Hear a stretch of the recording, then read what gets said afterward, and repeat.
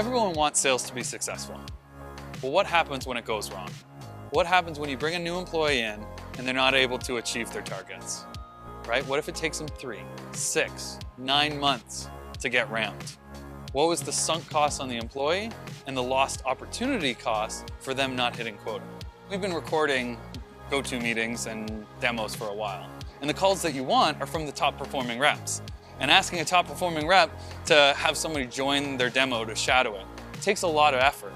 And I think that was the beauty with Gong, was the ease of use and the setup that it automatically joins all of your meetings through a Google or Office 365 integration, and it's just there.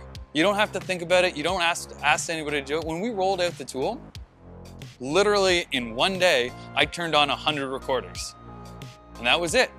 In one day, it automatically joined every single go-to meeting that we scheduled and had another 300 people able to listen and learn from those meetings.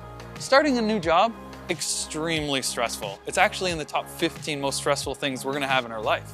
For me, who's hiring people and getting them ramped, I take it very, very seriously. And I know what my responsibility is to them to provide them the best possible tools to make them successful.